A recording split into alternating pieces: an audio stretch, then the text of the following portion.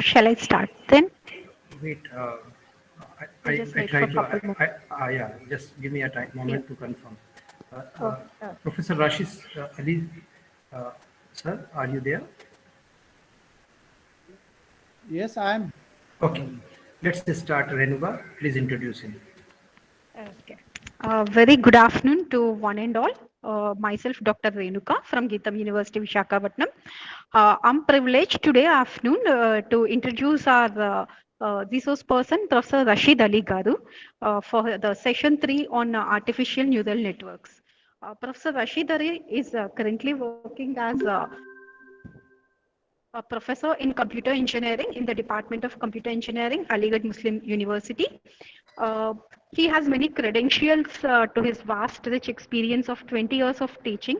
Some of his credentials are his recipient of prestigious Visvesvaraya Young Faculty Research Fellowship of Ministry of Electronics and Information Technology, Government of India, TAIF University Research Excellence Award by TAIF University, Kingdom of Saudi Arabia.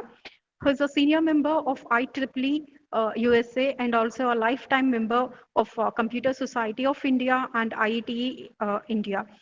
With his rich 20 years of teaching experience, he has supervised more than 20 MTech dissertations and 6 PhD theses. He also edited a book published by a reputed international publisher, Springer, on applications of soft computing for the web.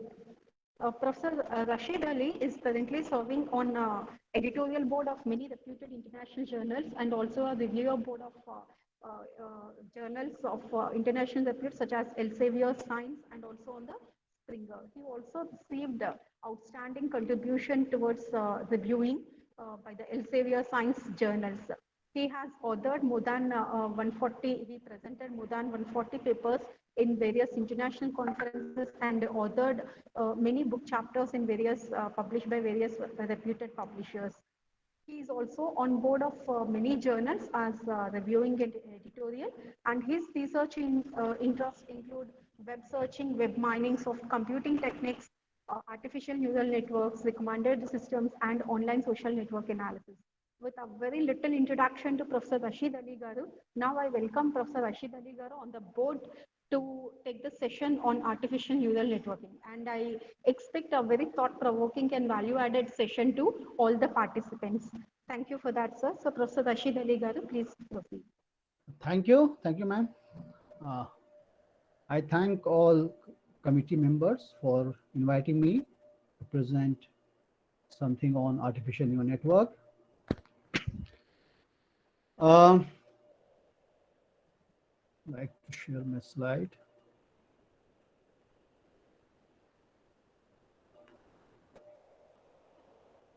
So I hope you are able to hear me.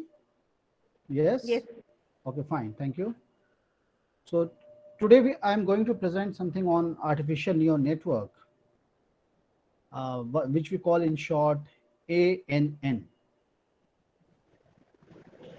So in this lecture, I will discuss something about the basics of artificial neural network, what are different application areas of artificial neural network, what are the learning algorithms for artificial neural network, and then summarize my discussion.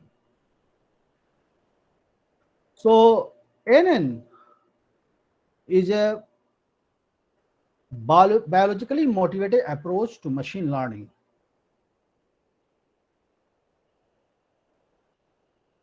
What is machine learning? Machine learning is learning from examples. Now in today's world, we find data is everywhere. In business, especially, a lot of data is available in different forms, of course, sometimes raw data form, sometimes processed form, sometimes in databases. So how to learn something from that data? That is machine learning, which is a branch of artificial intelligence. And artificial intelligence is a branch of computer science. So let us start our discussion from intelligence. What do we mean by intelligence? We say he is intelligent, she is intelligent. What does this mean? Human being as such, we all are intelligent. We all are intelligent. Unlike computers, computers are not intelligent. Computers are not intelligent. Computers are learned. We make the computers learn. That means we as human beings, we are teaching computers to learn from examples. So artificial intelligence is that branch of computer science which is devoted to this field. How we can say utilize different techniques that are available in different domain to introduce some type of intelligence in machines. There is a very famous book, popular book I should say, by Russell and Norway. Artificial Intelligence, a Modern Approach. Because many people have introduced artificial intelligence in many ways. Some say it is to make machine intelligent. Some say we want to make machine act like human. Some say we want to make machine think like human. And depending on all these, say, different views and definitions, Russell and Norvig categorize all definitions, whatever has been given in this area of artificial intelligence. And of course, the development in all these areas has led to the development of artificial intelligence. So Russell and Norvig categorize all the definitions into 4 categories, where they say artificial intelligence means act like human. Then they categorize artificial intelligence definitions who discuss about think like human. Then they categorize other definitions that discuss about logical reasoning, that machine should say do something about say the reasoning process that should be logical. So in different ways, people have defined artificial intelligence. Now machine learning is the specific branch of artificial intelligence where we discuss about learning from examples. Learning from examples. That means we want to learn from data, because data is anywhere. You go to malls, you buy something. So data is being generated. Whenever making a transaction, the online transaction or offline transaction, data is being generated. So how to utilize that data for the betterment of our life, for better services, for customer satisfaction, and many other things. So that is the area machine learning deals with. So machine learning deals with learning from examples, learning from data. And today we are going to discuss one specific techniques for machine learning that is called artificial neural network, which is a biologically motivated approach to machine learning.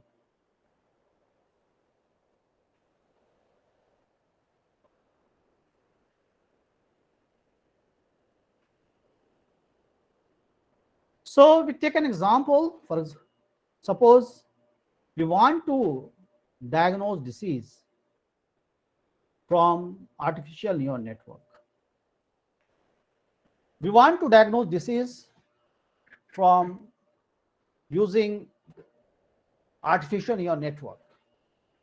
So in a hospital, say there are patients are coming every day in a hospital, and the management is collecting data about every patient. What is, say, demographic data, what is the name, what is the gender, what is the age, and what is the address, phone number, etc. And also data about his health condition, what is temperature, what is blood pressure. Sometimes doctor says prescribe some test like RBC test, where they have count about WBC, RBC.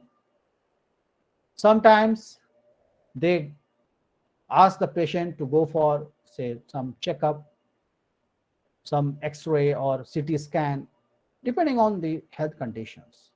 Sometimes they ask the patient about the symptoms, whatever he or she is feeling. So all this adds to the database in the hospital. So patients are coming and the data is being generated, and the hospital has database of, say, thousands of patients. Now, how to utilize this data to diagnose a person, a new patient who is coming with some, say, problems, and doctor is seeing those symptoms. So depending on the experience, sometimes doctors suggest you can take this medicine. They prescribe medicines without further, say, investigation or checkups.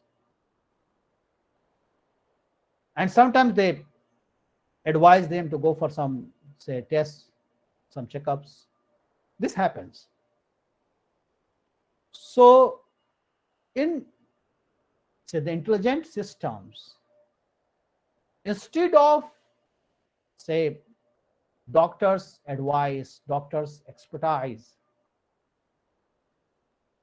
what people want, they want to diagnose the disease depending on the data of other patients, historical data, the data that is already available in the database. So they want to diagnose the disease of a patient from the data that is available in database. And of course, there will be many parameters, what we call in our technical term features, or sometimes we call them, say, independent variables, like that in statistical analysis. So that is the thing. So data is available in databases, the records are there. Patient one data is also labeled. Data may be labeled, data may not be labeled. Suppose data is labeled that for patient one, there was, the specific disease was not present. That means the patient one was not suffering from that disease. And suppose patient two was suffering from that disease. So that labeling is there, whether the disease is present or not in the patient. So this happens. So all this data is used to train the artificial neural network. So there is a system based on artificial neural network for disease diagnosis. So this system is used to diagnose the disease of a new patient. But before that, we need to train this system. We need to make the system learn, and system is trained system learns from the historical data of other patients that is already labeled. So this data is given to the system, and the system learns from it. Then a new patient comes, and new patient data is available. Whatever the features that were available in other patients, that is available also for new patient. But this labeling, whether the data in that is for portions, the specific patient's data, it was saying that the disease is absent, or it was saying, okay, no, disease is present. So depending on that, we have trained the system. System is now trained. So once the system is trained, we can use this system to predict the label for new patient data. That means whether the new patient is suffering from the disease or not. This information we can predict from the trained artificial neural network. Artificial neural network can tell us that, okay, this person is suffering from this disease. Or it can say that, no, this person is not suffering from the disease. But this happens only when this system has already been trained with the data of previous patients. So a typical architecture of artificial neural network looks like this. There are many layers of network. These circles, you can see, these are called some unit of this neural network, or we call in technical term neurons. So these circles, which are at, say, the first layer, that is called input layer, they receive the information from the database. Okay. Then in middle layer, that is called here hidden layer. Hidden layer may be one, maybe more, depending on the architecture of the neural network. We'll discuss in detail, if possible, later part of our discussion. And then there is output layer. So at this output layer, the decision is there, prediction is there. Okay. For example, it may be a binary, yes or no. So maybe 0 or 1 value. Yes, for yes we may have 1, for 0, for no we may have 0. So this is possibly here. So the number of inputs, that neuron, that is we call here, that depends on our data. Some processing is done and some output is obtained. Now, what is the role of this, say, arrows, what we call these interconnections between different layers? These are very important, and these have some weights. You can see some connections are thinner, some are thicker. Okay, so that depends on their weight, and this weight is adjusted in learning process. We'll discuss in detail later on. So you can understand here that this looks like this. So we discussed this, that this neural network is, say, motivated from human nervous system. So this is a computational model that is inspired by the human brain. So this is, you can see, a type of biomimicry. We are trying to mimic the brain. We are trying to mimic the human neural system. We know brain is our CPU, what we call in computers, central processing unit. So brain is processing whatever signals are coming every time, and accordingly the brain gives directions for actions. And that is why people, know that we are alive. Okay. I give an example. We are going by a road, for example. Say we are driving a car or we are riding a bicycle, whatsoever. Suddenly, we see that an accident has occurred, say few meters or few hundred meters ago before us. So what will be our decision? See, here we have perceived something from our eyes. Eyes are our sensors. So some input has come. Okay, we have sensed that okay, something is there, some accident is there, something abnormal is there. Then from our previous knowledge, our experience, we know that if we go at the same speed, we might also get some accident. So this, say, is our knowledge from experience that we have. So first thing is, say we have seen, then that is sensors. Eyes are our sensors. Our eyes are acting as sensors for the input. Now our brain works now and takes decision. What is the decision? The decision is that okay, we should slow down, we should apply brake. So decision is taken and we apply brake and save ourselves from the accident that might have occurred. So what is this? How much time it takes? See all the processing, how many things are involved here. We are sensing something through our eyes, we are seeing it. Now in our brain it comes that our knowledge, previous knowledge, that okay, if we go by the same speed, we also might get accident. Okay, so save ourselves. This is the decision. How? Apply brake. So brain gives the signal and we apply brakes. So all this happens in few seconds or maybe microsecond, right?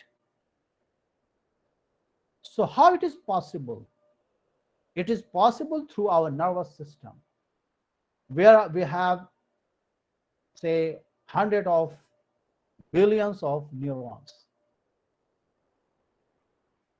And they are connected, like we have just discussed in this figure. The connection between the neurons, and that is not so simpler, that is, we are discussing artificial neural network. They are so complex. They are so complex. But they are, at the same time, they are much powerful, that in few seconds the proper decision is taken and we have saved many lives. So this happens. This is biomimicry, that people have tried to mimic it and made some computational model, some system that can act like human brain. So artificial neural network is a set of connected input or output units, where each connection has a weight associated with it. I told you that is due to weight. Some, say, arrows are thicker, some are thinner. If they are less weight, they are thinner. They are more weight, they are thicker. Okay. And this connection, they are very simple connection in this architecture, but some may be more complex connection. So they are connected. Input is there, output is there. But this at the circle, these are the simple processing element that we call neurons, the unit of this neural network. We talk of these neurons. So this simple processing element, but they are, say, large number and they are connected with each other. So there is a massive parallelism which allows for computational efficiency. Within few seconds, a lot of work can be done. So the synaptic connection among the neurons are used to store the acquired knowledge. And as I told you, the knowledge acquired by a network from the environment through a learning process. That is why when people start learning, maybe as a child, you can see yourself that learning is step by step. When child starts speaking, he does not speak, fluently. He speaks 1, 2 words, but slowly he speaks fluently. Similarly, when child starts walking, that's not in one day. It takes many days to walk like we walk. So all this, is possible due to the learning. And that learning is due to the complex neural system that is in our body. So artificial neural network learning is also called connectionist learning due to the connections between processing unit. That units are connected, and due to this connection, learning is occurring. So the intelligent behavior that we see is due to the large number of simple units. The units are very large in number, and there's number of interconnections. It's complex thing, and after this we are getting something efficient. So this is just a comparison of human brain and artificial neural network. So what we find that the speed of human brain is in few milliseconds, but artificial neural network can have few nanoseconds, and because due to massive parallel processing, it's possible. Then if you talk of size and complexity, so in a human brain we have 10 to the power 11 neurons that are doing 100 billions, okay, and 10 to the power 15 interconnections.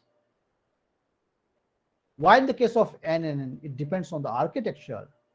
Depending on the architecture, this connection we will have. So the connection is not so complex, I should say, like in human brain. Human brain connection is, very complex in comparison to what we have in artificial neural network. If you talk of storage, the storage in information is done in brain in the interconnection in synapse we call. While in artificial network, the information is stored in contiguous memory locations, that one by one, RAM that we have in our system, laptop. Okay, so all these system laptops.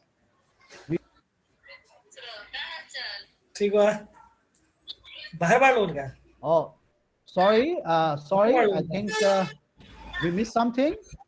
I'm audible? Yes. Hello. No one is speaking. Ashok Mishra. Ashok Mishra, can you mute yourself? I'm audible? I'm audible? Yes, sir. Yes, you are audible. Okay. So did I miss something when my voice was not clear? No, sir. Okay, You didn't miss. Thank you.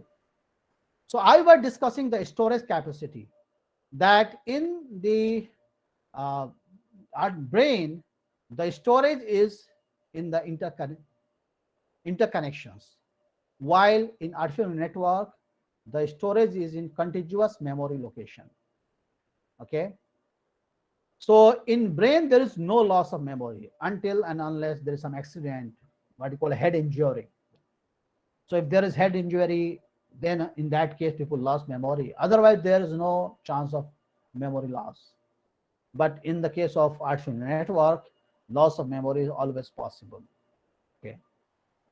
Then if talk of tolerance, brain has fault tolerance. Some of, say, processing element, uh, if they fail, or some of interconnection they fail, that data cannot pass through them, information can pass through them. Even then, these connections are so too much that the fault would not, fault has occurred, but the system will tolerate it and the information will be passed. While in the case of NN, if some, say, in the architecture, some interconnection is broken, so there is information might be lost. If you talk of control mechanism, the control mechanism in brain is complicated. It involves chemicals in biological neurons. While it's simpler in artificial neural network. In case of artificial neural network, this is simpler. There's no so much complex chemicals or something like that is involved in learning of artificial neural network.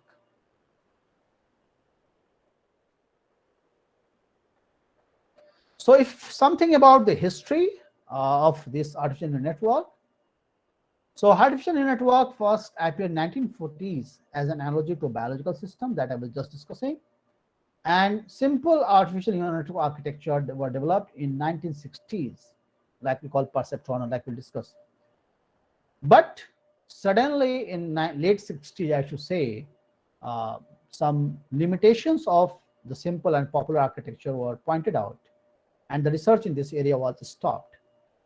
But again, in the 1980s, I should say late 1980s, about 1986, a powerful learning algorithm called backpropagation algorithm was developed, and this again boosted the popularity of NN.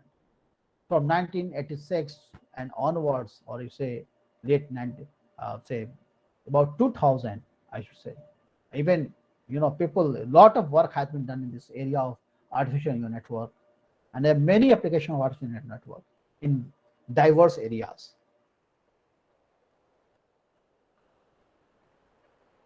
So if you talk of application areas of artificial neural network in finance, in banking, in insurance, in all, we may find the applications of artificial neural network. For example, loan approval. In a bank, someone comes for asking for a loan. So what the manager will do, they have criteria whether the loan is to be given or not. So there may be many parameters, and depending on that,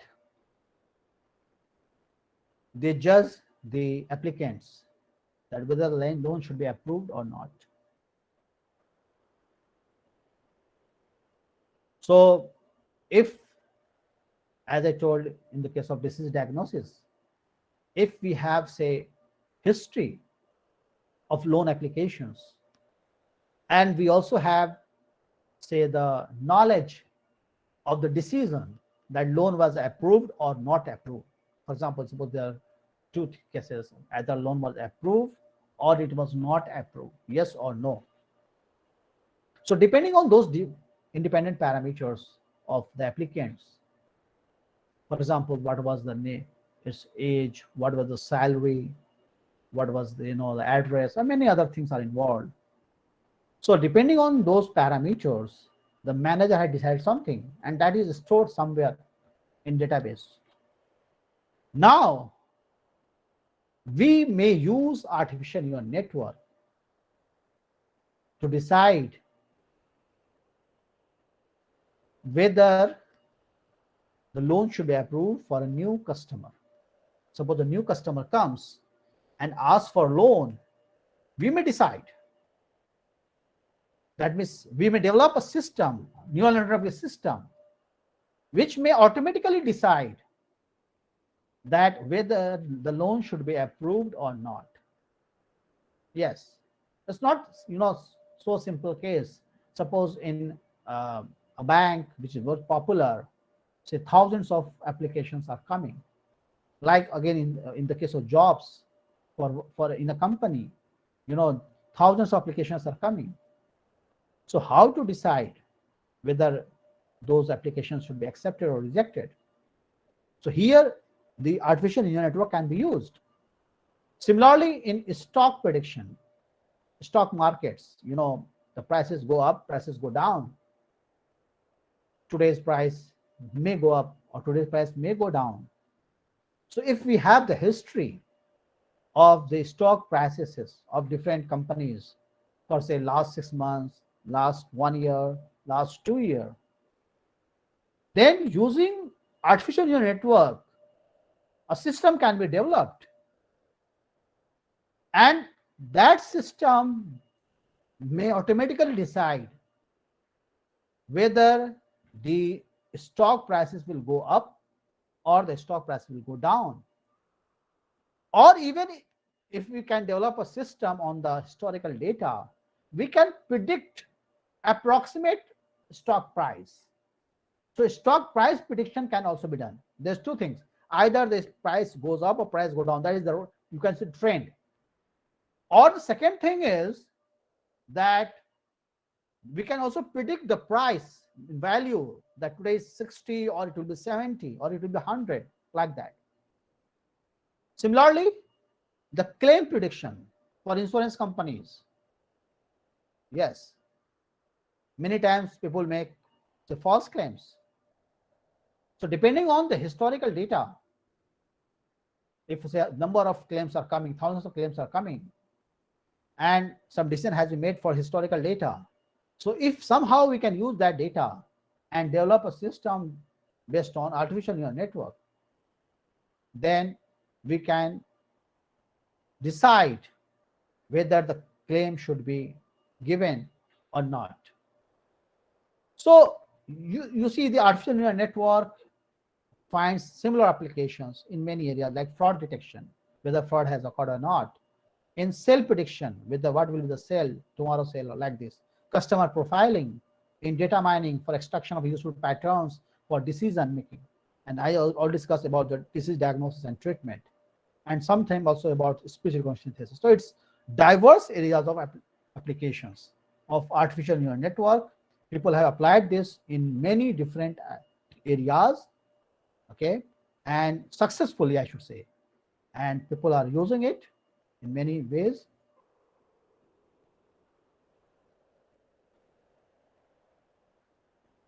So if you talk of properties of artificial neural network, why they are so much popular, that they are being applied in many areas. First thing is flexible input. There are other machine learning algorithms also, but the algorithms, they like you to provide your input in some specific form. Sometimes they ask for categorical data, sometimes they ask for, say, numerical values, okay.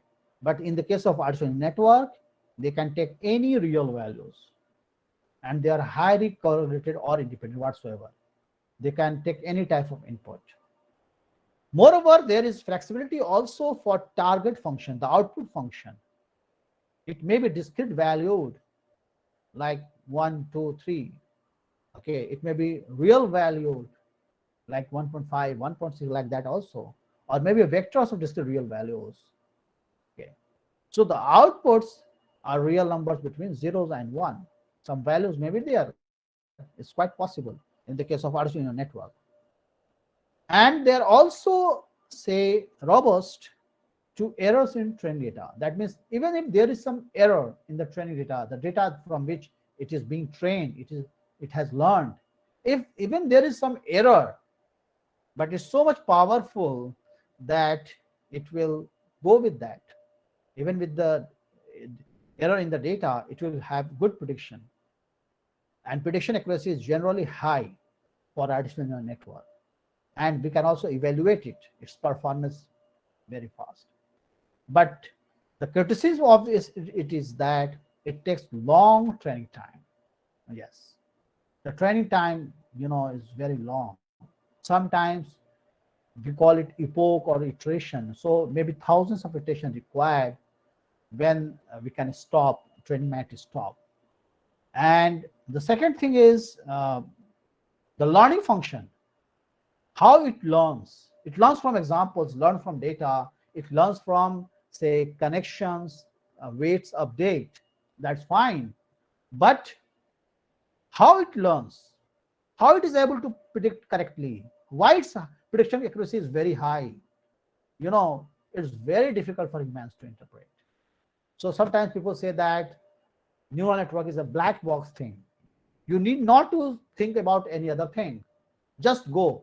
You have some input, you want some output, you train your network, then once the network is trained, provide your input and get the output, and forget how it has learned, okay, and why you are getting correct output like that. So this is the criticism of neural network. So when we should use artificial neural network, we should use artificial neural network for those problems where input is high dimensional, discrete, or raw valued. That means number of, say, parameters, the number of, you could say, independent variable that we call, or features we call, it is very high. Okay, hundreds of features are there, hundreds of parameters are there, hundreds of fields are there in your database.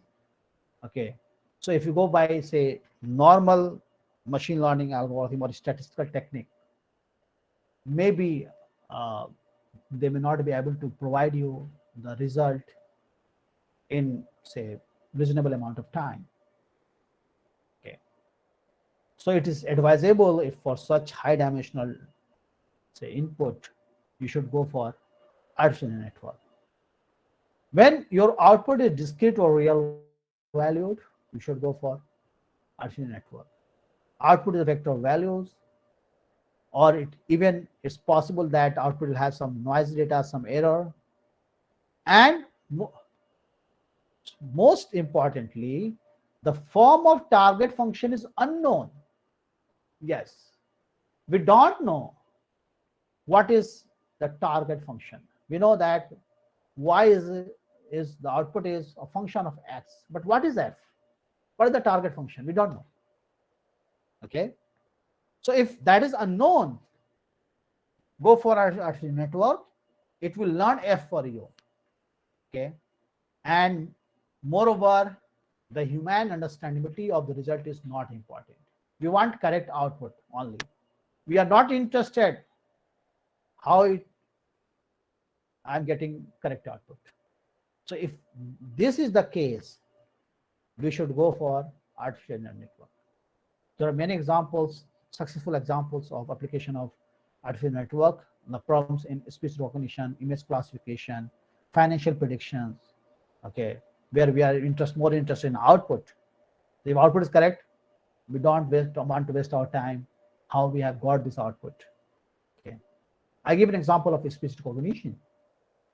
Okay, in a room there are many people, and everyone is talking at the same time,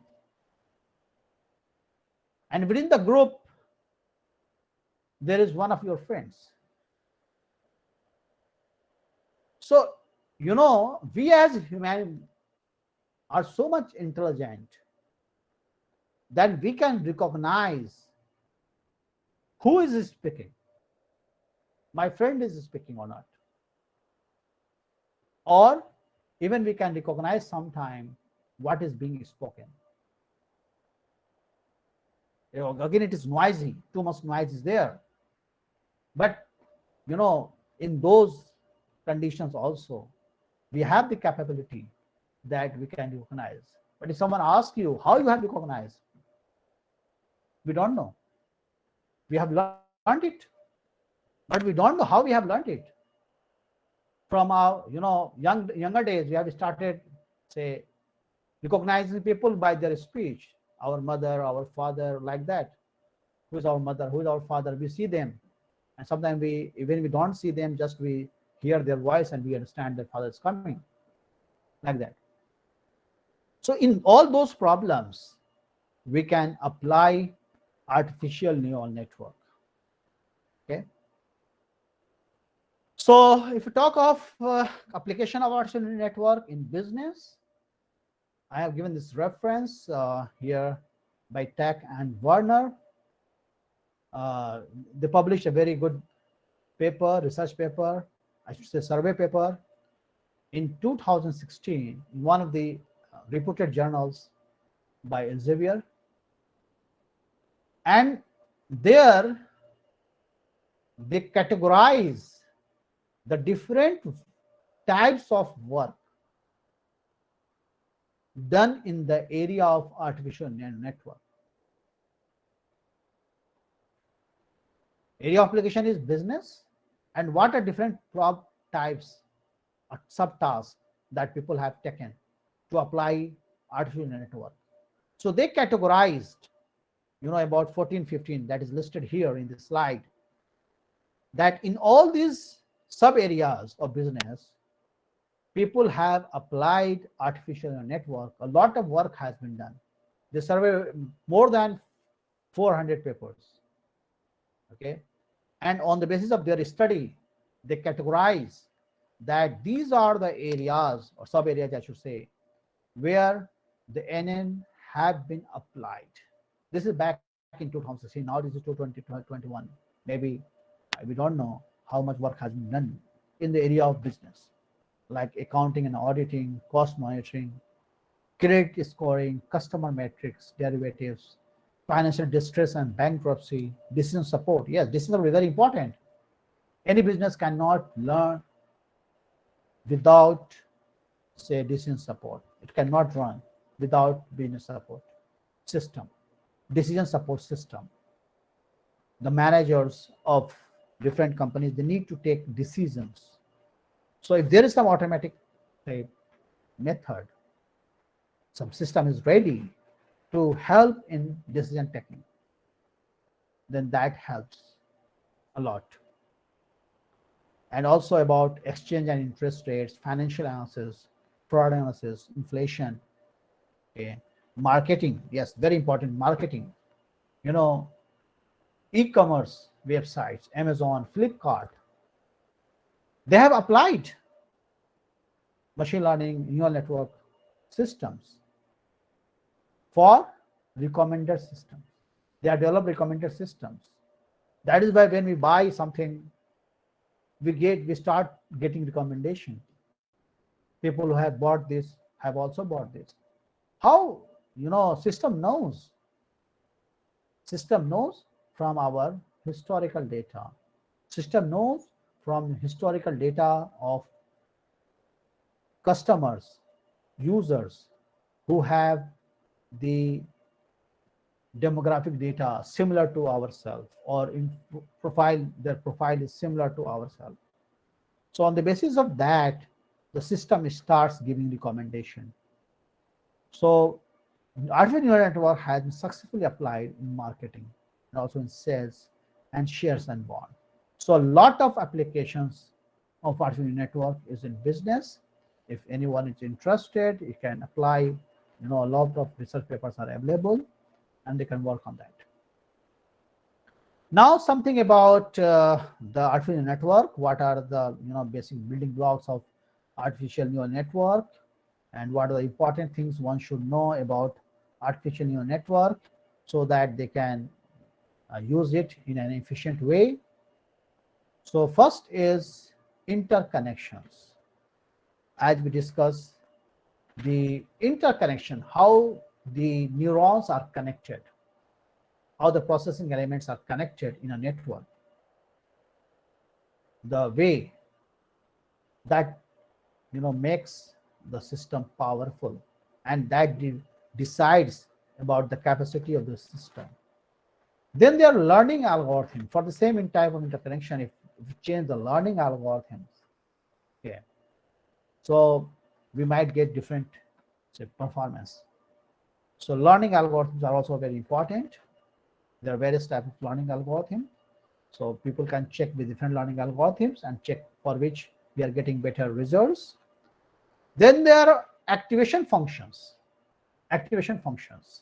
We'll discuss what activation function because we have not discussed something, but you can say that something is another building block where we are, say, we call this exciting a neuron to predict the output. That is just before the final output. Just before the final output, we have some activation function. And when the input, I should say the net input goes through this activation function, we get some output. So there are different types of activation function. And if you change the activation function, the output will change. Okay. So which activation function should be used for our problem? This is to be decided. So we will discuss in detail one by one and each of these three. So if you talk of connectivity, we have different architectures of neural network depending on the connectivity of the neurons. One architecture is called feed-forward networks. You can see here that this is a layer, we call it a layer, that is input units, which is where we are receiving the input, the neural network is receiving the input. Okay. So you can see all connections are from input to another layer that is called hidden units, where the learning is actually taking place. Okay. So this connections, you can say direction of connection, the edge, this direction is always forward. That is what we call it feed forward. The input will come from here, go to this, okay, through these interconnections. Now it will add something here again, it will go to output. Again here you can see the direction is again forward. Okay, there is no backward direction in this architecture. So from input to hidden in forward direction, from hidden to output forward direction. The input is going in this way. And finally we have output. Okay. So this architecture is called the feed forward. First is called input layer, then we call the hidden layer, hidden may be one, hidden may be more than one, and then there is output unit, output layer. Okay. Next layer is recurrent networks, another prototype, another architecture of the neural network. So now here you can see this in this architecture there is some cycle. Yes, we want to call it cycle in technical terms. It that I'm going from one node, that one neuron, and I can again come back, that type of thing. For example, you can see here from going through this arrow I can reach here, and again by this arrow we can come back to my first place. So this type of architecture is called recurrent networks, and they have complicated dynamics. They are more complex than the feed forward. It's difficult to understand their working in comparison to feed forward. Okay, but at the same time biologically they are more realistic, they are more closer to the biological world, because I told you that in our neural system, human neuron system, you know, is more complex than our neural network in terms of, say, connections or neurons. Okay, so there are different topologies of this neural network. One we call single layer feed forward networks. Here just one input layer, one output layer. There is no hidden layer. Whatever is input is being projected into the output. Again, of course, there are many for one output layer node, we call it this neuron. There are, say, many input coming from many input nodes, right? And then something is done at this node, and then we get the final output. Okay, so there is no hidden layer. You can see this is called single layer feed forward networks. Input layer there, output layer there, but there is no hidden layer. Then there are multi-layer feed forward networks where we have one or more number of hidden layers. So it will be called 2-layer or 3-layer or 4-layer, depending on what is the number of hidden layers. If it is having one hidden layer, we call it two layer. If it is having two hidden layer, we call it three layer, because you can see there was no hidden layer, we call it single layer network. So if there is one hidden layer, it becomes two layer network. If there are two hidden layers, it becomes three layer network. Similar, if there are four hidden layer, it will become five layer network, like that. Then there is recurrent network where we have feedback. Some of inputs are connected to some of its output, like that. So we have seen this. Now talk about learning algorithm. We have discussed the first block, that is called interconnections. Second is the learning algorithms. These learning algorithms are used for proper parameter adjustment, and that results in the production of desired response in reasonable amount of time. What does this mean? I told you that in each of these interconnections, there are some weights. Yes. And when it is trained, when the neural network is being trained, the weights value change. These parameters value change. Now, depending on the learning algorithms, the parameters value change. Some learning algorithms are so much powerful that they get the desired response, they train the network in less than amount of time. And they are so much robust that they can, say, go with error in input. So there are two types of learning. One is parameter learning, where we are connection weights are being updated. Okay. And second type of learning is structure learning. That means when we are going to make changes in network structure. What does this mean? This means that depending on training, we may like to change the number of, say, neurons at the hidden layer. Yes, here 2, we may like the, okay, no 2, we will have 4 or we will have 3. Okay, say input and output neurons, these will be fixed. Remember this. Input and output neurons, number of neurons in the input layer, number of these nodes in the input layer, number of neurons in the output layer, these will be fixed. This will depend, number of neurons in the input layer will depend on number of parameters, number of independent variable in your data, or number of features in your data. Suppose we have hundreds of fields, so the input layer will have 100 neurons. Suppose we have 200, so input neural will have 200 neurons.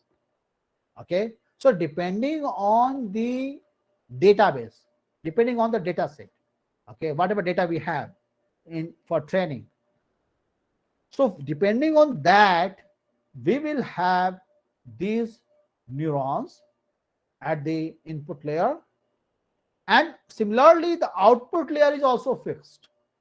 Yes, the number of, say, nodes in the output layer is also fixed. For example, in this example we have taken 4. So this 4, maybe we have just 4 outputs. 4, maybe we have, say, 3, 2, 1, 0, 4 outputs are there. So we have 4. Or we may have, say, just 2. We may have just 2 output. Yes or no, just 2. So we may have 2 output nodes. So this design of this output layer will depend on the number of outputs. What are the different values of output function? Okay, we can have design like that, but we can always change the number of hidden layers. Okay, or number of hidden layers, or number of neurons in a hidden layer. For example, in this case there is 1 hidden layer. We may like that, okay, we'll have 2 hidden layers. This we can do. That is the change in structure. That is the change in structure. Okay, or we have just here 2 nodes. We will say, okay, now we have 5 nodes. So like that. So this change can be made, and then we can see the performance of the system, how the system is performing, whether it is able to predict correctly or it is not able to predict correctly. So that depends on, you know, our data.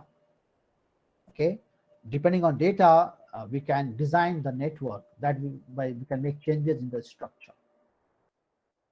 So what is training? The training is the process used to change the weights in the connection between neural networks to achieve the expected output. That I told you, that we are going to change the weights. We will assume initially all weights, say some simple values. Maybe initially we can say that, okay, all are one, for example, all weights are one. Okay, all connection weights are one.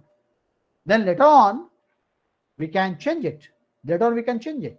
Yes, later on we can change it. So depending on the, say, process, what process we are using to change the weights in the connection between the network layers to achieve the expected output. What is the expected output? So that depends on types of learning. Okay, depending on, say, our data, we have to decide which type of learning it is. Yes, depending on our problem, depending on our application, we need to decide which type of learning it is, whether it is supervised learning or it is unsupervised learning, or we should go for reinforcement learning. So in all ways we can train our network, or we can go for the solving the problem using the artificial network. So we need to decide, and suppose we have labeled data. Okay, so we can go for supervised. That means the output is given for the data in the data set or database. We have to go for supervised learning. Okay, now if we find that, okay, we don't have output, so we will have to go for unsupervised. Or we want to improve the performance, we want to change the system at the same time and improve the performance depending on the feedback, what feedback we are getting.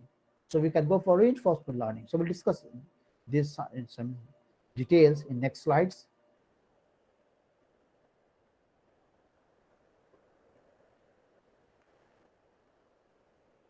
So in the case of supervised learning, the learning is under supervision, like a teacher supervises his students or her students.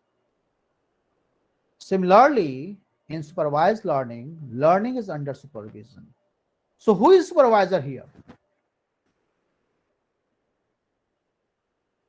The data that is available in the database, available for training, that data will act as the supervisor. That is called labeled data set. The data set will be labeled. We know for every independent set of independent variable, the value of dependent variable. If this value is given for independent variable, what should be the value of dependent variable? We know that value is available. If these are the values of different features, what should be the output value of the output feature, like that. So we can build a model using the labeled data set. Okay, first we have to build the computational model using the labeled data set, and then we can use this model to predict the value of output for unlabeled data set. Just we discussed in the case of disease diagnosis that we had in training data that we have the labels whether the person is suffering from that specific disease or not, presence or absence. That is given for every patient whose data is available in the training set. So when we use this data, okay, and train the system, train the neural networks in the system, now when a new patient comes whose features are known, but we don't know whether the person is suffering from the disease or not. So the trained artificial neural network can be used to predict whether the person who has just come, new patient, is suffering or she is suffering from that specific disease or not. So this example. This is for housing price prediction. Suppose a data set is given that contains n samples. So you can see this very simple data. Okay, some values of x is given and some y is given. Okay, for example, there is residence has x square feet. What would be price? Very simple data. So we have this data. We can plot this. Like price is there, square feet. This is given, and what is the price for every square feet, whatever that was available in the data set. Okay, for example, if for it is 15th sample, we will have like this. Okay, that for 15th sample, this was the value of x, that is the square in square feet, and this is the value of y, that is the price. We know, and we have plotted it. Okay, now we want to predict what will the value of output, that is price, when x is equal to 800 square feet. How we can get it? Okay, because it's possible that in our training data set, we don't have the value of y for x is equal to 800. Actually, 800 will like here at this place.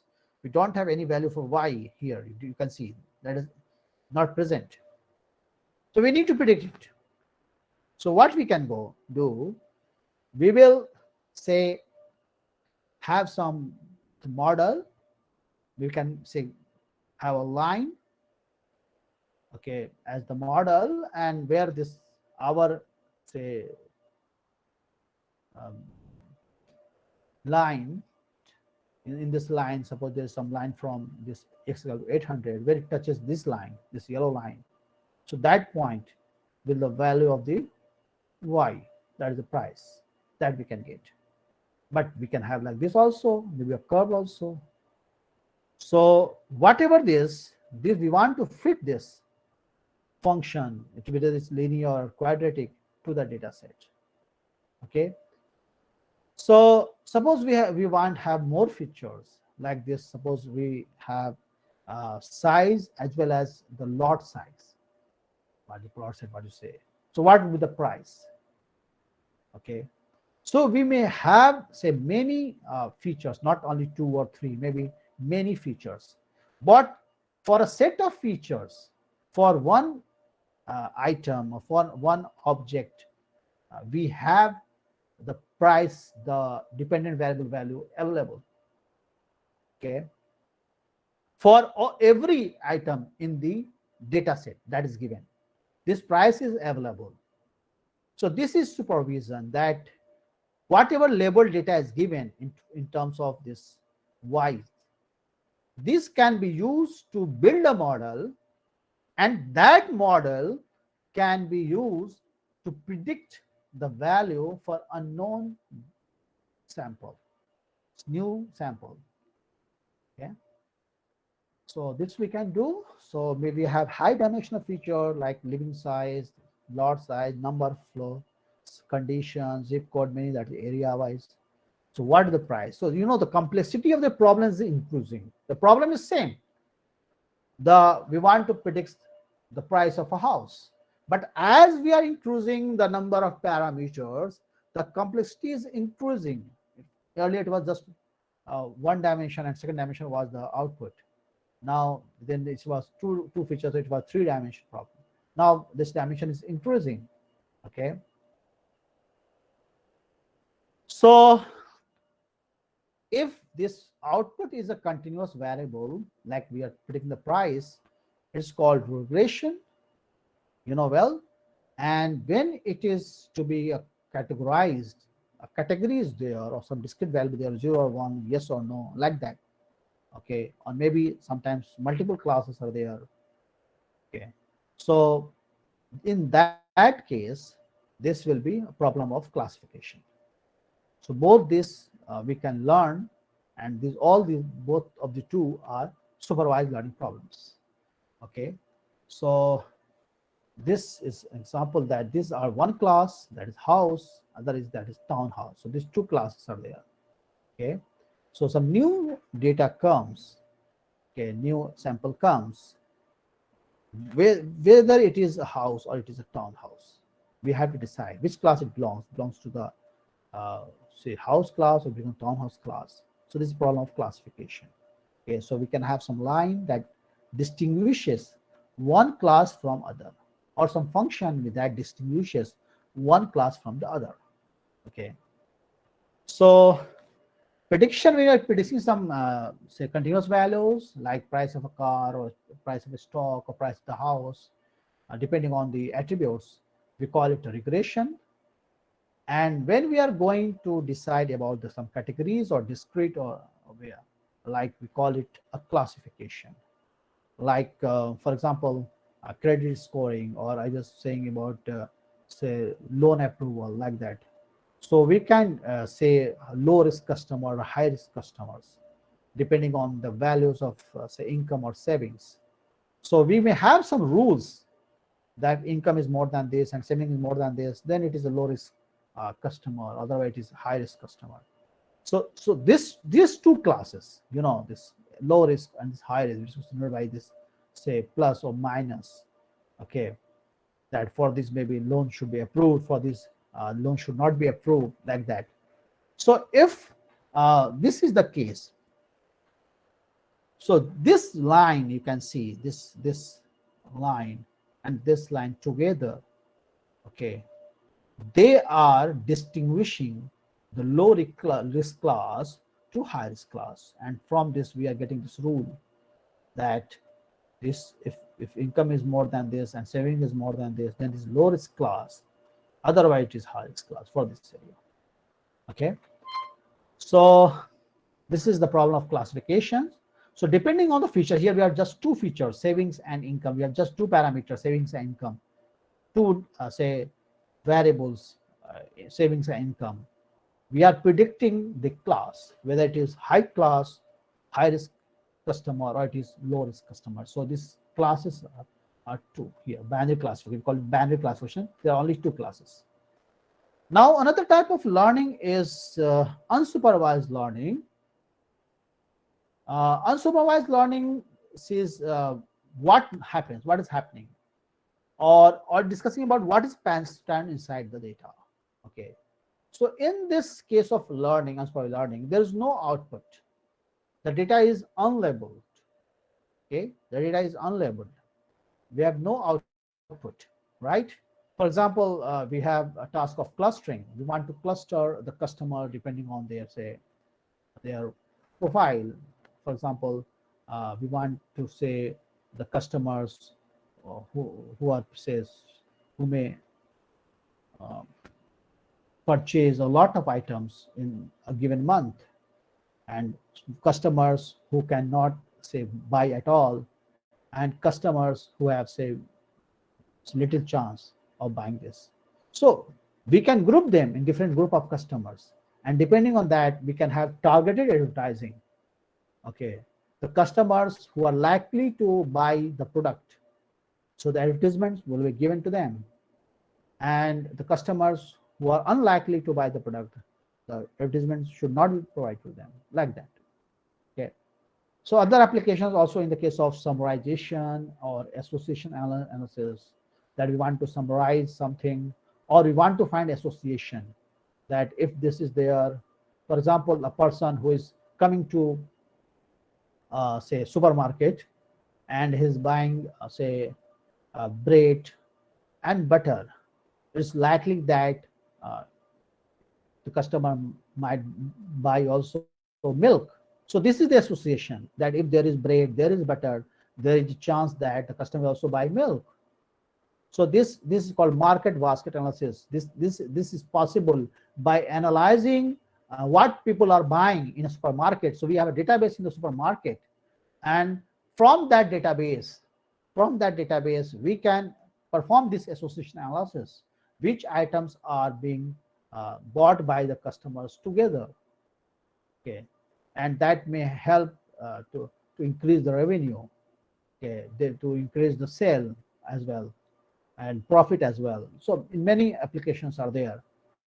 Okay, so one example I just given, customer segmentation in customer relationship management. So these all are examples of unsupervised learning. So in unsupervised learning, there is no feedback, there is no labeling, there's no output. Okay, so the neural network itself discover patterns, regularities, features for the input data over the output. Okay, input is only given, and from that input, it should say design something. It should say combine something and provide the output for the new thing. Okay, so for this, while we are doing this, the network might change the parameter. The parameters will change. So sometimes we call this process self-organizing. Self-organizing. That network is changing its structure or its like thing parameters for say learning by that. Okay, this is unsupervised type of learning. Then there is reinforcement learning. In the case of reinforcement learning, some network is there. Okay, for example, suppose there is trained network, and for trained network, it is predicting some output. Okay, then suppose for that output, we also have say the desired output. Okay, so we compute the error. What is the error signal? And then there is some reinforcement signal. What change should be made? That is the feedback. Feedback is given. Okay, that okay, this if you make this type of change, then the performance might improve. So this is combined, and that is given as the net error signals. And finally, the neural network learns, and we get the final output. So when we should use reinforcement learning? So reinforcement learning is used when less information available about the target output values. We don't know much about the target output. Okay, so we should go for reinforcement learning. This is very much popular nowadays when we are talking of robotics. Robotics, we talk of this reinforcement learning, or even in the game playing. Okay, to improve the performance by every say day. Okay, reinforcement learning is used, and this is the learning based on the critic information, and the feedback sense is called reinforcement signal. And the feedback is just evaluative, not instructive. Just defined. Okay, this message, just like in a game, you get a score that if you hit this target, you will get plus 100 or plus 200, and if you miss the target, you will get say no reward, or it will be say minus sometimes. So if that is the case, that is the case of reinforcement learning, that by having this reward or punishment, we are trying to make the system learn, and system should come up with the better performance. And you need see that happens, that after few days, system plays well like that. So there are many popular learning algorithms under these different categories. For example, under supervised learning algorithm categories, we have Adeline and Madeline for this neural network. And this is all for regression, where we are preventing the continuous values. Then we have perceptron, one of the initial learning algorithm to train the neural network.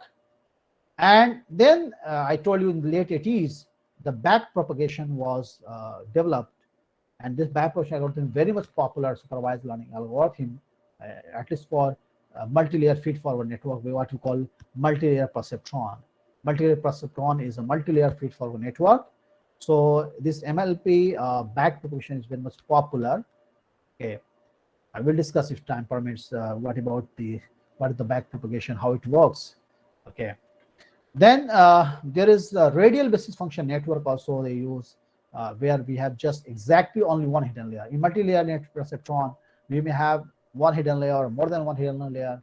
But in radial basis function networks, we have just one hidden layer. Then there is unsupervised learning algorithm for neural network. One is called competitive learning. Competitive learning, where we call winner takes all strategy. That who is the winner neuron, it will take care of all the neighboring nodes. Okay, so by this the system learns on its own without any labeled data set. Okay, so the Cohen and self-organizing map, this was the architecture that used this competitive learning, and very much powerful. And then there is Hebbian learning, which is the again biomimicry, I should say, of the learning of human being. Okay, that is feed forward unsupervised learning. So this Hebbian learning is the real neural learning in our body also. What we are learning is Hebbian learning. Okay, where this synapses, they change size and strength with experience.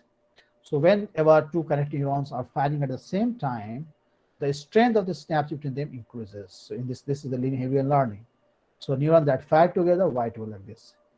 And the learning approach that based on the adaptation in Bernoulli system perceptron, I just told you, in 1950s, developed 1950s, very early days, and the more complex was developed in the late 80s. Okay, that back propagation network. So this was all about the learning algorithm. So we have discussed, say, about the interconnections, and we discussed that due to change interconnection, we have different types of neural network. Then we discuss about something about the learning algorithms. What are different types of learning algorithms, supervised, unsupervised, reinforcement. Okay. Then we have activation function. This is very important. Okay. And it is used to calculate the output response. I told this the output layer. Okay. Whatever the output we are getting, that depends on the activation function that we have used at the output layer. In fact, whenever we use neural network, in a single neuron also we have the activation function, and depending on the activation function, this output comes out from that neuron. Okay, so the sum of the weighted input signal is applied with an activation to obtain the response. So the activation function can be linear or non-linear. Like it can be identity function. What is input? That is output, like that. Y is equal to X. What is the output? Output is same as the input. So there's the identity function, or single or binary step function, or it might be discrete or continuous sigmoidal function. So there are many types of activation functions. The list is some of the actually popular activation functions are listed here. Okay, so in case of identity function, it is fx is equal to x, y is equal to x. That is for all x. What is the input? That is same is the output. Then there is a binary step function that if the x is more than some threshold, we call this theta here, and then its value is 1, otherwise its value is 0. Then we have a bipolar step function that if this x is more than the theta, it is 1, otherwise it is -1. So this is called bipolar. This is binary, this is called bipolar. Then the sigmoidal function is continuous function. Or we have ramp functions also, that if x is greater than 1, it is 1. If it is between 0 and 1, it is x. Or if it is less than 0, it is 0. So there are many other activation functions as well.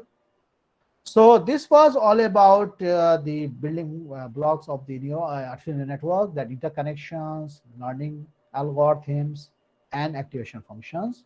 Now we are going to discuss some important terminology of artificial neural network, like weights, bias, threshold, learning rate, momentum factor.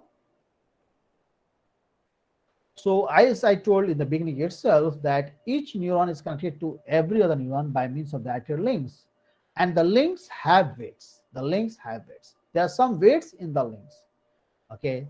And these weights contain information about the input signal and may be represented as a matrix.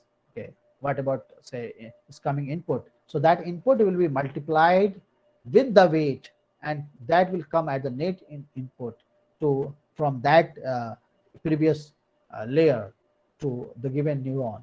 Okay, and weight versus sample connection matrix. So bias is also like a weight, but it's included like a component other than the node in the input layer. So suppose there are four variables or four input nodes. So bias maybe you can consider as the fifth one, like that. So bias may be of two types. One with the positive bias that increase the net output, or it may be negative bias that decrease the net input, like that. So bias is also added. Then this threshold, that this is a value on basis of which we have the final output. Okay, and this is used in the activation function. We have seen every activation we have some talk to the theta, that threshold. Okay, that if the value net input value is more than the theta, it should be 1. If it is less than theta, it is -1, that in the bipolar activation function. Then another concept is about learning rate.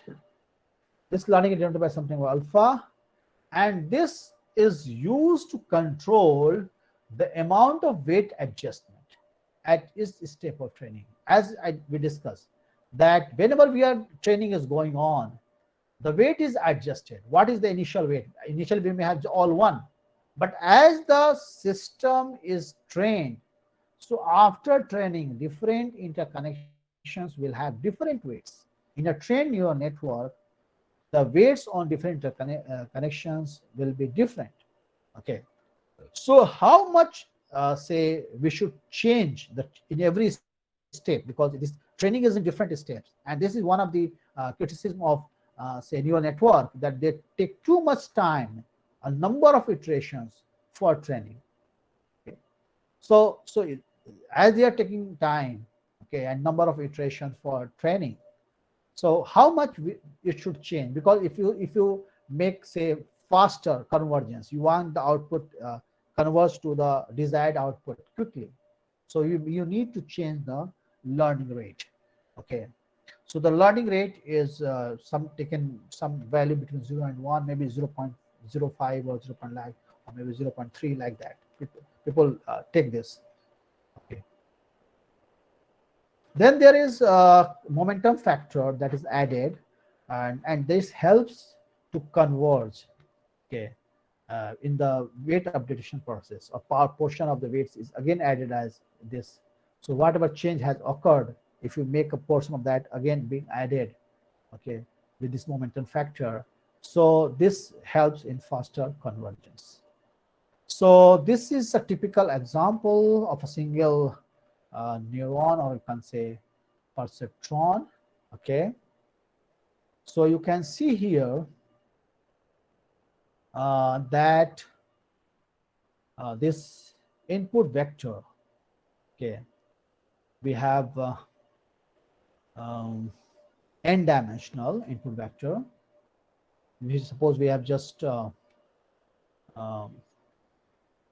say n-dimensional input vector from 1 to n, and suppose we take this 0 as the bias. Okay, similarly we have the weight vector, that is the connections have weights. So we consider that there is number of weights are same. So there is weight vectors, and this is the summation. This is being summed, and then something is added here. Okay, and then some activation function is applied, and this activation function, depending on this, we get the output. So this is the simple typical architecture. So this was the early neuron. This is the basic unit in every neural network, and it acts as a linear separator. This acts as a linear separator. Okay, so we can see that here we have n inputs, 1 to n, and for every input we have some weights, w1 to wn. So every input is multiplied with this. For example, w multiplied with x1, w2 will apply with x2, and wn will apply with x10, like that. And a bias is also added. Okay, that is the constant, some constant. This is not an input because its n dimensional input is there. So bias is added, that is some constant, and it's associated W0, for example. Okay, so that is added. So finally we will have a weighted sum of inputs, okay, like that. So output, before this output, we will have this net sum, net input I should say. So net input will look like this. Now we will have some threshold function, okay, or activation function, that some threshold is defined, and if the value of this output is, say, more than this threshold, okay, is more than the threshold, its output is 1, or if the value of output is this net input is less than the threshold, then the output is -1. The output is -1. Okay, so for learning the artificial network, okay, how this learning happens, what is happening here. So this, you can see the model is there. So we have input nodes, we have output node, and the weights are there. Okay, but this is a black box how the learning is going on. But what is happening, the output node sums of each of the input value according to the weights and compare this output against some threshold. Okay, what is the threshold? This net sum with the threshold, and if its value is more than that threshold, that means it's given value, say 1, or if it is less than that, it's given value 0 or -1, like that. So this is the perceptron learning. So if we are going to train this neural network, that we have to initialize the weights first, then adjust the weights such that the output is consistent with class levels of training examples. That means, what is the meaning of this? Meaning of this is, what was our output, okay, for given say weight and given input variable, what was our input vector and weight vector, what was our output, yi. Okay, this yi, this is available for training data. For training data, we know what is the value of dependent variable.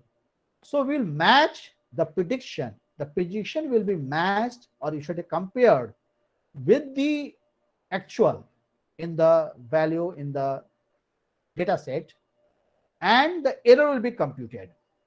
And for every example, this error will be, say, squared and then summed up. Okay, so depending on that, this is the error. Okay, now this error is to be minimized. Yes, because this error is error in prediction. This error is error in prediction, that if this error is more, that means our neural network is not predicting correctly. Our neural network is not predicting correctly. Okay, so we would like to minimize this error. And for this minimization, we have many algorithms. We call it gradient descent and backpropagation algorithm. There are many algorithms which say are used to minimize this error. So perceptron, that was the earlier neural network model, learning model, that was acting as a linear separator. As long as the discriminant, the class, the separator is linear, okay, then they can clearly distinguish one class from the other.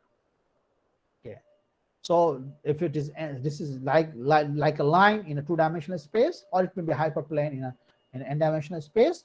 So as long as this is linear, okay, they can very efficiently distinguish one class from the other. Their performance is very good. Okay, but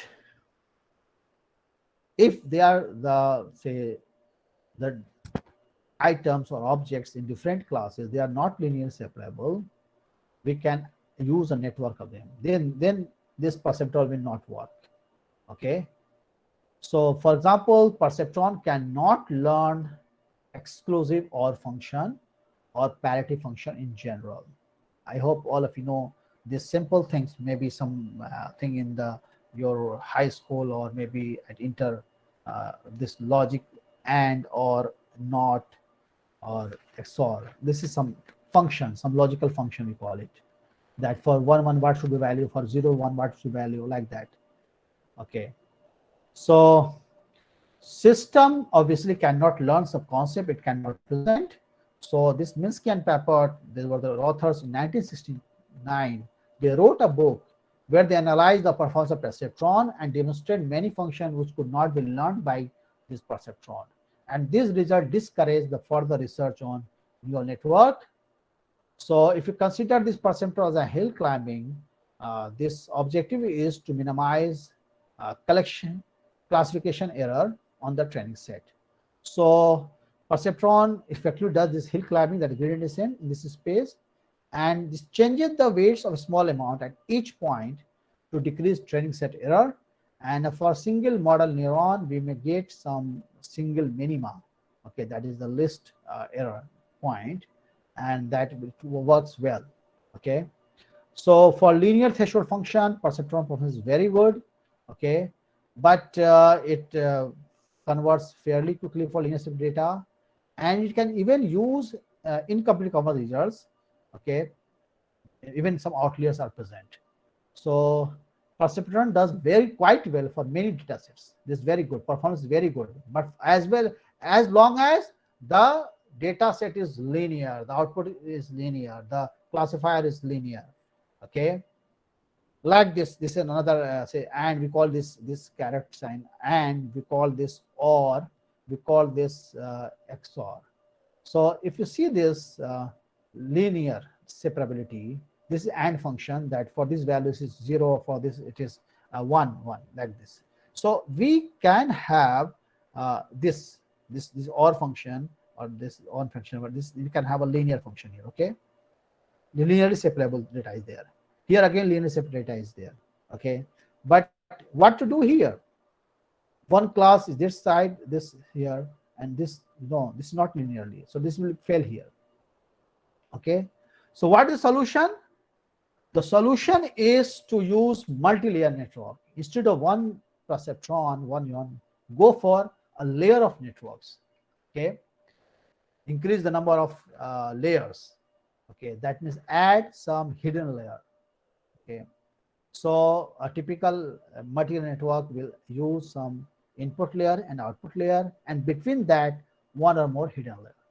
Okay, and the weight will determine the function and computed. So it is claimed that in this multi-layer network, the hill climbing is very good. Okay, but if we do gradient descent, we want to change this say error. So the function, the activation function should be differentiable. Okay, so for multi-layer networks, we cannot just use linear network.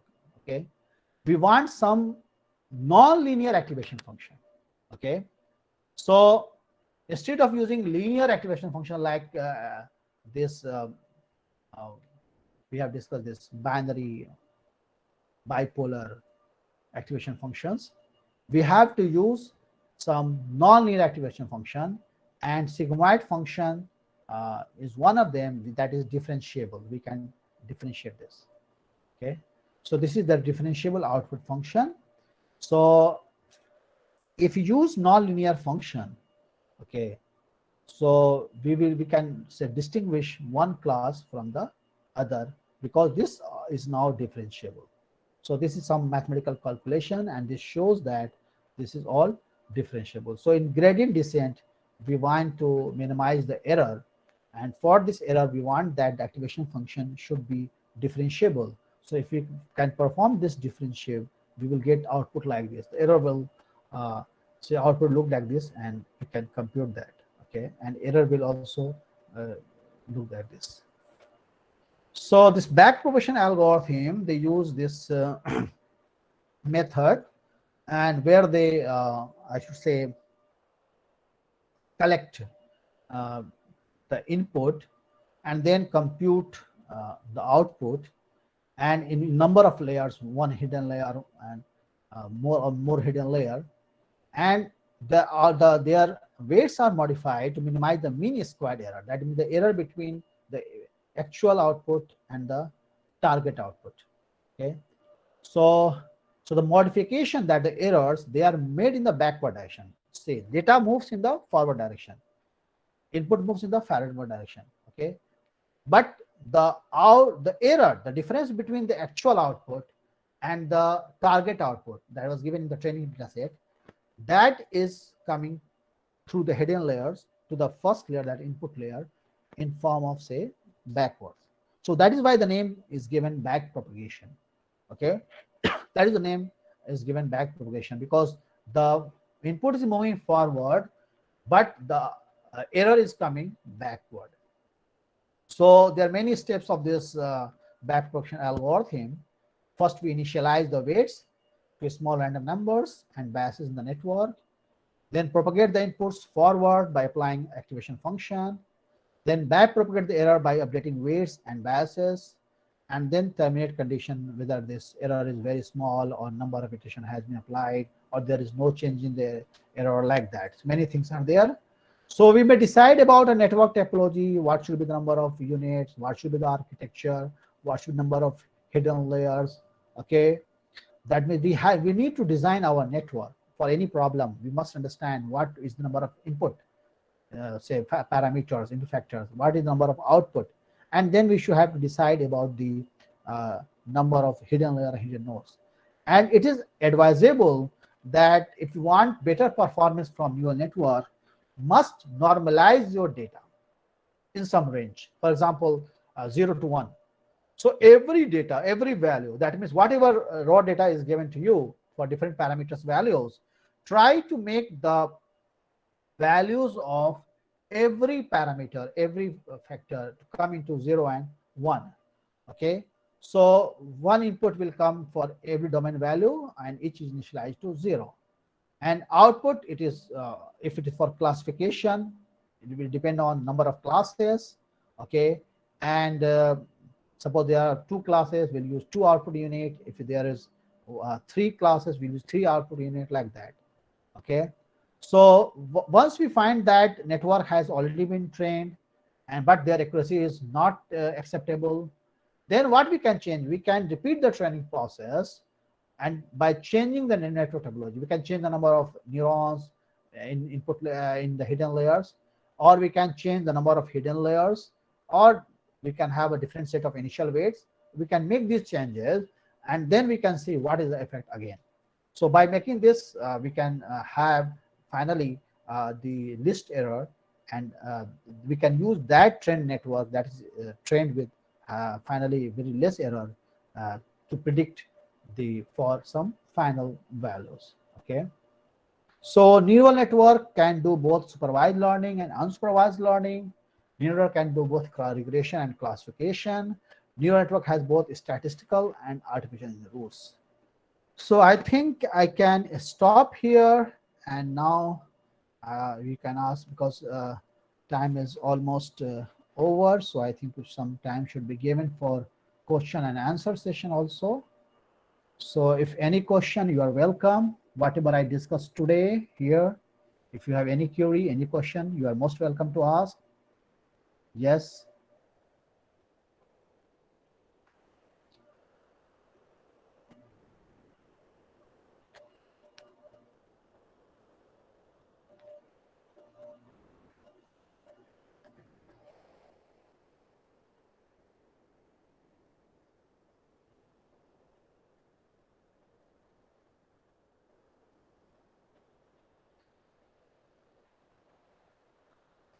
Any question from the audience? No question.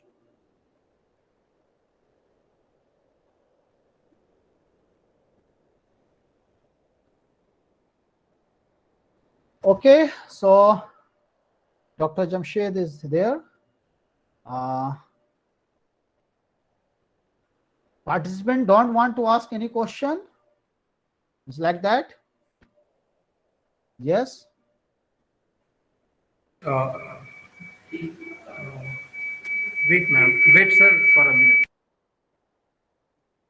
Okay, so meanwhile, I would like to show you some list of books that you might be interested. Okay. So if you want to get more details,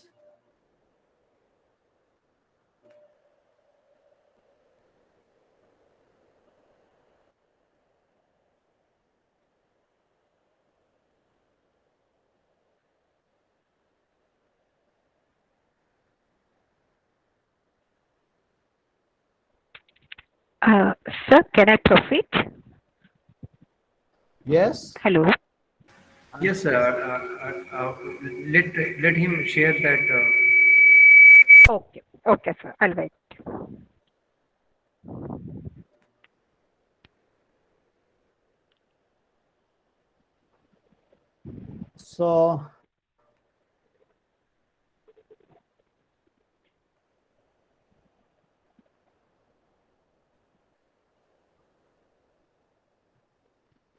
So these are few books you may find useful for the concepts of neural networks. Okay. And for therefore references that you can see, this one of the author is Simon Hacking, and this has written books, Neural Network Comprehensive Foundation, Neural Network Learning Machines, and there's some Bishop book also. So these are good books for neural network. And this is the paper that I was talking about for artificial neural network in business. Okay, 2 decades of research, very good paper I found in a reputed journal Applied Soft Computing by Xavier. So you can see some titles there about stock price prediction, okay, stock market also. And this is, if you are interested in other machine learning algorithms, you can go for this Michel book or for Russell Novy book. I thought is reference. So, okay, now you want to ask any question? Yes, question was being asked, I think. Yes. No, she is waiting for concluding the session. Actually, she is Okay. not asking questions. Okay. So any question? So I think no one wants to ask anything. Huh? Either they could not understand anything like that, huh? No, no, sir. It's not like that. Okay. It's not like that. It's an emerging area, you know? So we are taking the Okay. insights. Okay. Good. So these were this few slides Okay, that sir. you want to say. Okay. Thank you. Yeah. Mm. Uh, uh, Professor Rashid, sir, very, very thankful to you. On behalf of all the participants, I would like to thank you for the great insights on this artificial neural networking. This is actually an emerging area in the management of in management research, especially in the area of our own area, finance and all. This is really emerging, and the insights we are getting is really useful to our further research. And exclusively for young researchers, the books and the resources you have shared are of really great help to us. So we Thank you. wholeheartedly thank you, Professor Rashid, sir. Thank you very much, sir. Thanks, sir. Thanks for giving quality time. Dear participant, for the tomorrow's session, we need someone from the audience to volunteer if for the second session if someone is ready. If someone is ready, please contact us for the second session.